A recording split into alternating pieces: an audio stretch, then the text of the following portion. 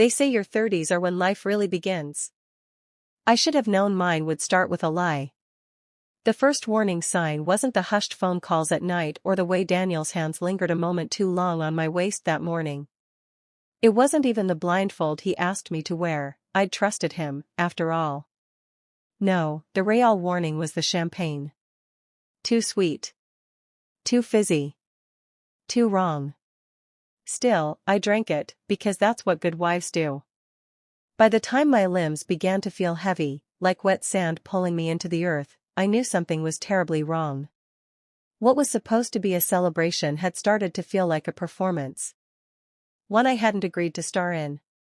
It began earlier that week. Daniel had been distant. Distracted. His smile didn't reach his eyes anymore. I'd catch him whispering into his phone, locking the screen when I entered the room, brushing off my questions with hurried kisses and vague reassurances. And then today, my 30th birthday. He was different. Too eager. His hand slid under the hem of my nightgown as he kissed my neck and whispered, "Just wait until tonight, baby. I've got a surprise you'll never forget." Now, hours later, I stood in our living room, clutching my wine glass so tight the stem bit into my palm. The air was thick with Daniel's cologne, mingling with something else I couldn't name. Tension. Anticipation. He was grinning. "Relax," he said, nodding toward his friends. "It's your night. Mark. Jason. Ryan." I barely knew them. They were Daniel's gym buddies, poker night companions. Always friendly, but tonight, their gazes felt heavier. Their smiles were too wide. Their laughter, a little too loud. Mark leaned against the fireplace, his eyes studying me in a way that made my stomach twist. "Happy birthday, gorgeous," he said smoothly. Daniel said nothing. He just sipped his whiskey and smiled. Then the lights went out. My heart leapt into my throat. "What?" Hands touched my wrists. Firm. Not rough, but unyielding.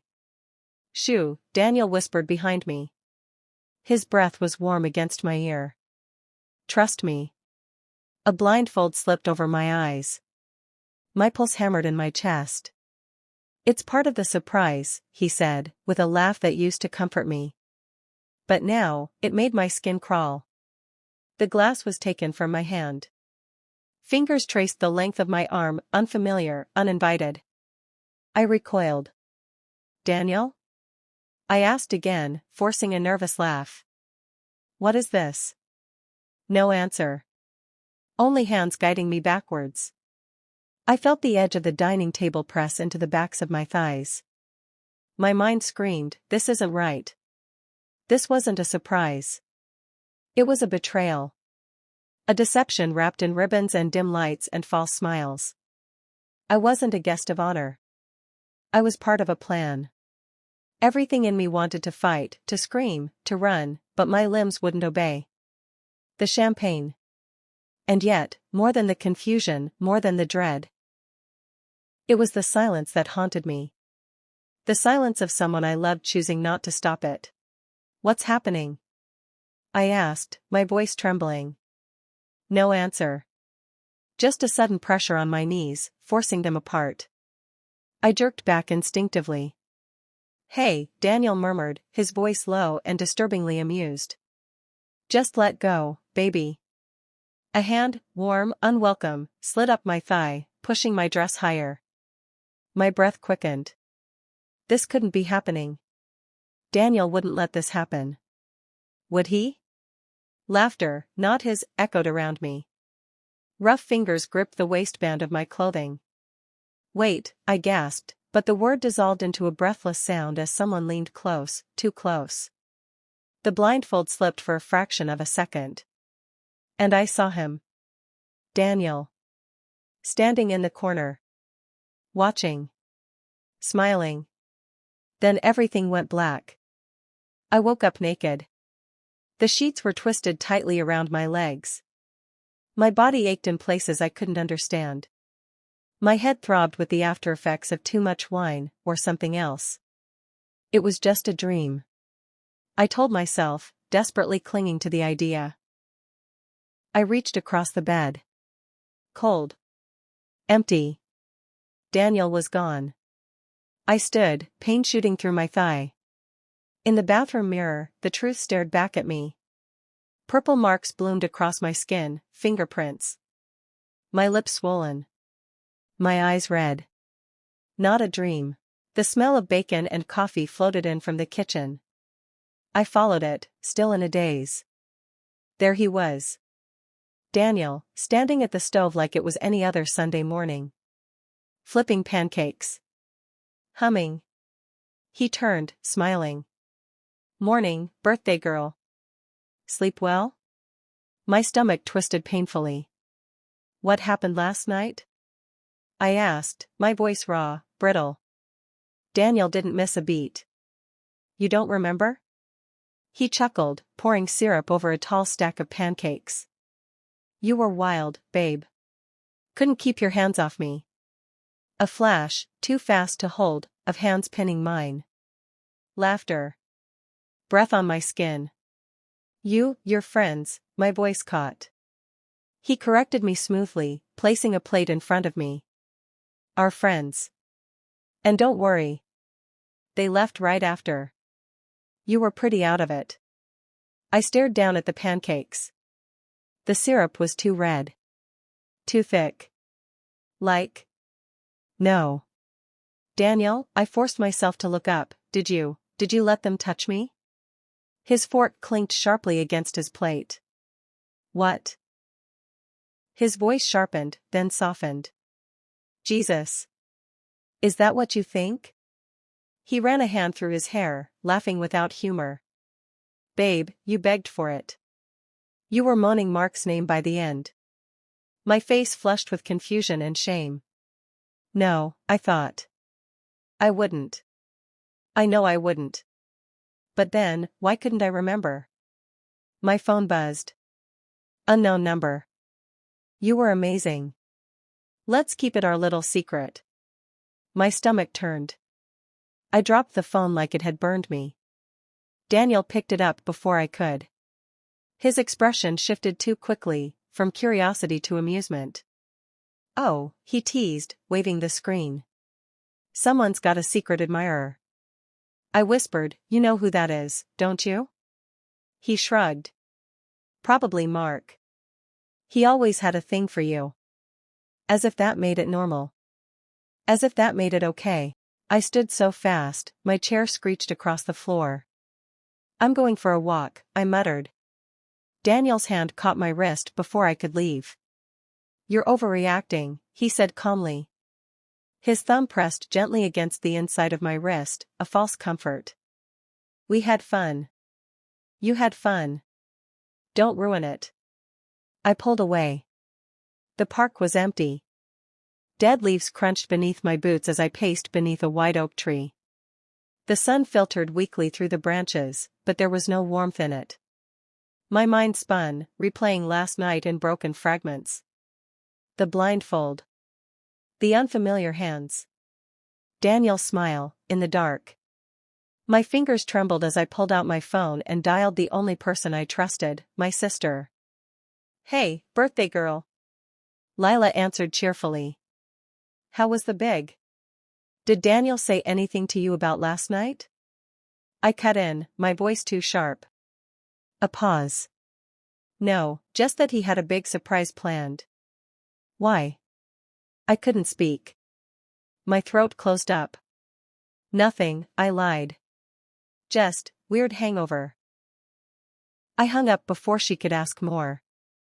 Daniel's office smelled like leather, dust, and something colder, something like deceit. He'd left for the gym. Gotta work off those pancakes, babe, he had joked on the way out. Good. I had time. I sat at his desk. Opened the laptop. Password protected. I tried our anniversary. Denied. Our dog's name. Denied. Then, on a whim, birthday girl. The screen unlocked. A single folder sat in the center of the desktop, its name almost mocking me, birthday plan. I clicked it. Videos. Dozens of them. All from last night. My stomach dropped. The thumbnail of the first video showed our living room. Me. Blindfolded.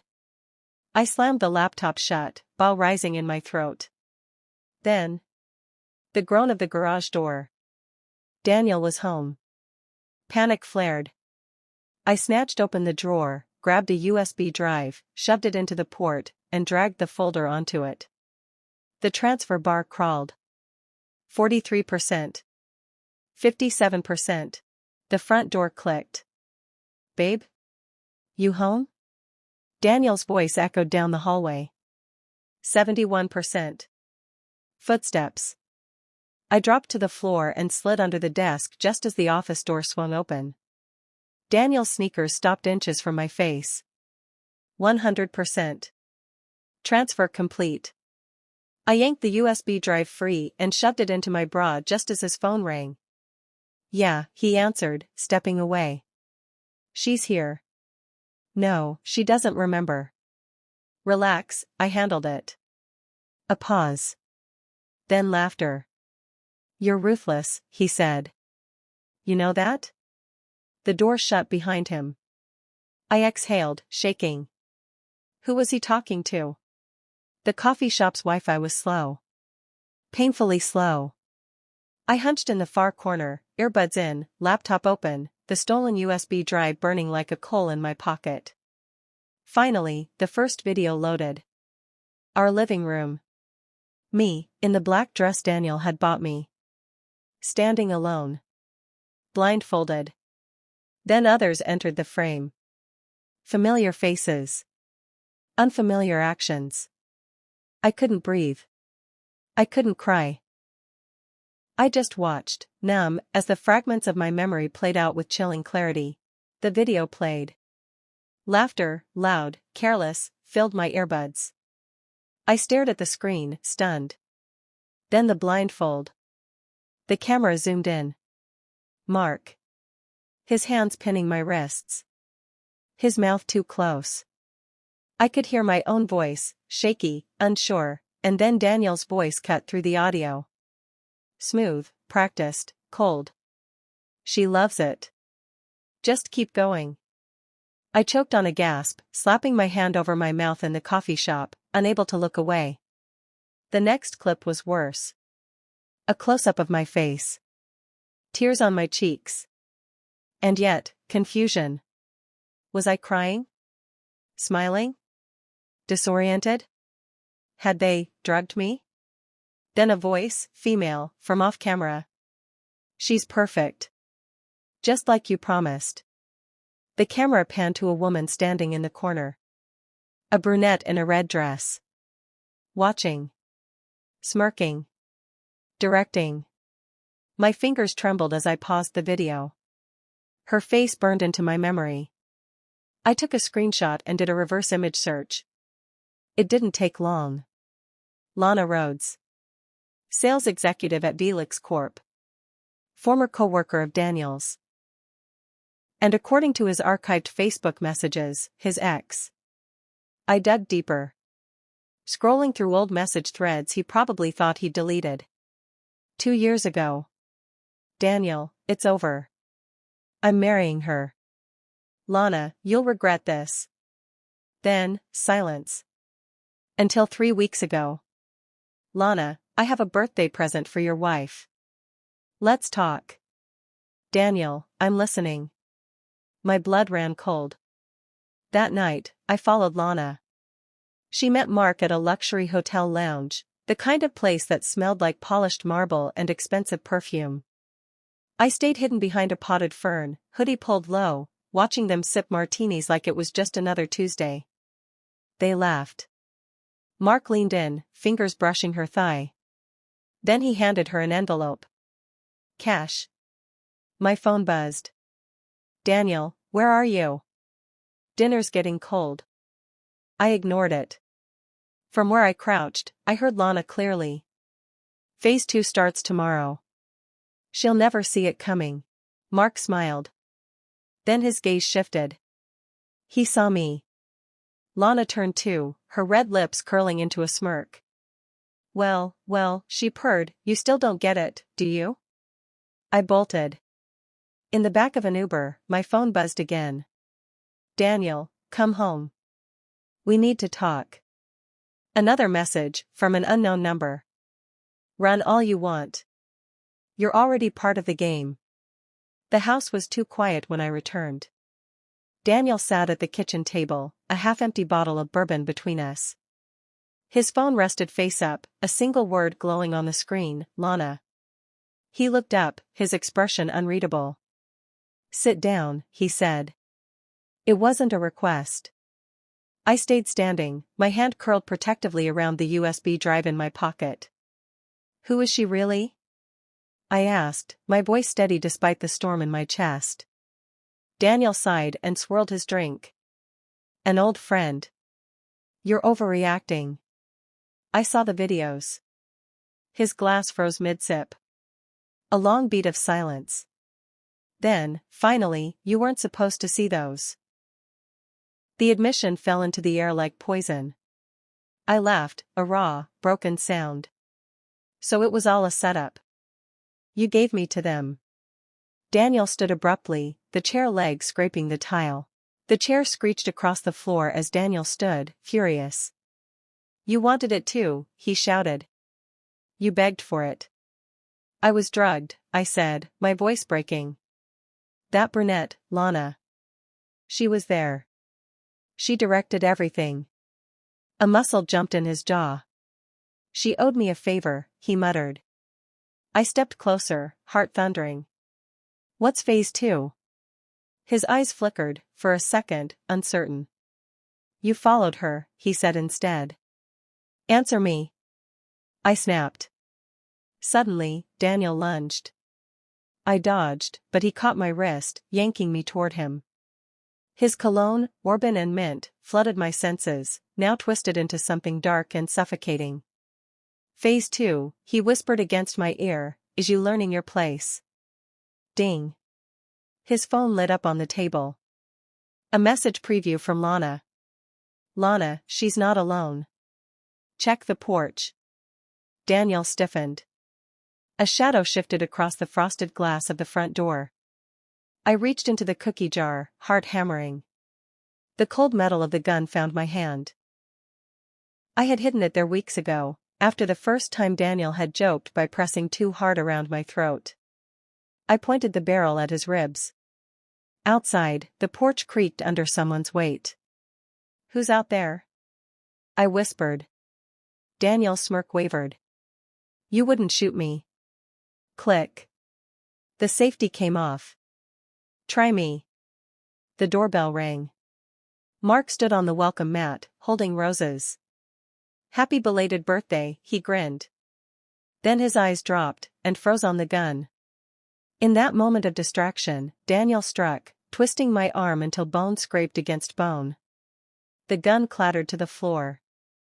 Mark lunged. I reacted faster. My foot slammed into his knee. He howled and collapsed. The roses scattered like broken promises. The hospital smelled like antiseptic and lies.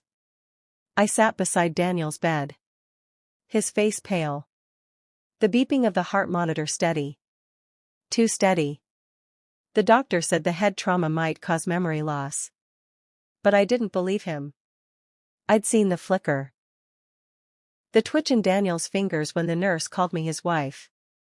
The napkin Lana left behind burned in my pocket, her lipstick like a red flag across the corner. I'd memorized the number before setting it alight in the bathroom sink. Midnight wrapped the hospital in silence. Daniel stirred. His eyes fluttered open. I leaned closer, my voice soft. Hey, stranger. He blinked. Confused. Do I know you? I smiled gently. I'm your wife. His pupils contracted. Just for a second. Then his face went blank. The hallway was cold beneath my bare feet. My hospital gown whispered softly as I stepped into the silence. My phone buzzed. Unknown caller. I answered. You left quite a mess tonight, Dot. A man's voice. Smooth. Measured. Dangerously calm. Lana tells me you're unpredictable. A chill slid down my spine. You're the one Daniel owes. He laughed, low and humorless. Daniel owes everyone. But you're something special. Behind me, I heard Daniel's heart monitor beep faster. Louder. He was listening. What do you want? I asked. A meeting.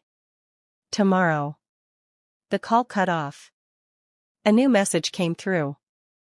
Lana will send the location. Don't be late. The call ended abruptly, not with a click, but a silence that felt deliberate. Heavy. Final. I found the listening device taped beneath Daniel's hospital bed rail. Thin. Professional. Transmitting to someone, somewhere. They weren't just watching me. They were testing me. I left it there. The restaurant glowed like a dream, all white marble, blood-red roses blooming from glass vases, and soft music that didn't soothe, only unsettled. Lana waited at the bar, her red dress like a warning flare.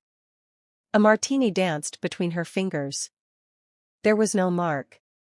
No Daniel. Just her, and the shadowed booth in the back. He's waiting, she said, nodding to the darkened corner. My heels clicked against the polished floor like a countdown. The man sitting in the booth was dressed in a charcoal gray suit, his silver cufflinks catching the light, but not his eyes. They remained cold. Ah, he said with a smirk, the infamous birthday girl. Simon Cole.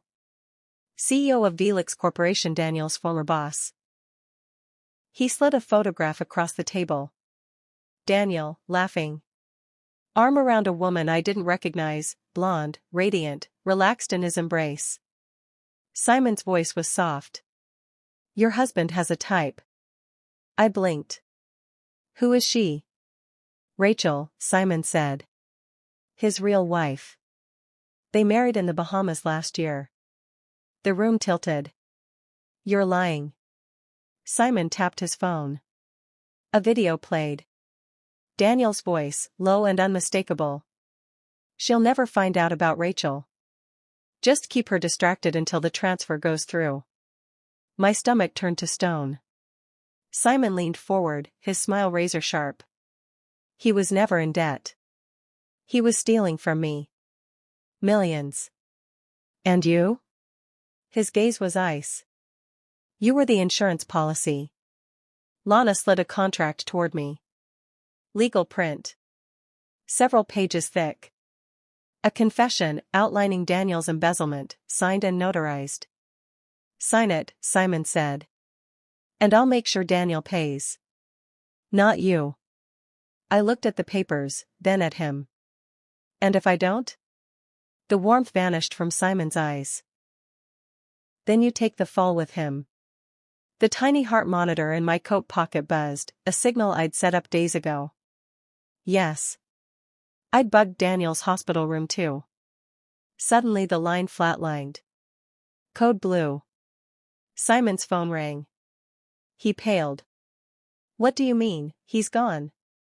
I stood, calm despite the storm inside me. I reached into my pocket and placed the USB drive gently on the table. The one with the recordings. The footage. The proof. Happy birthday to me, I said, my voice steady. Consider this my insurance. Simon didn't speak. He didn't have to. I turned and walked away, heels echoing like judgment across the marble floor. The roses outside my apartment bloomed late that year. Red as warnings. Bright as survival. Daniel's disappearance made headlines, briefly, before being buried under corporate scandal and silence. Lana vanished too. Some said she fled to the Caribbean. Others whispered darker things. As for me? I didn't run. I rebuilt. I started a podcast. About betrayal. About silence. About survival. Not revenge. Justice. If you're listening, if you've ever been betrayed, used, forgotten, you're not alone. You never were. Because I'm still here. And I'm finally wide awake.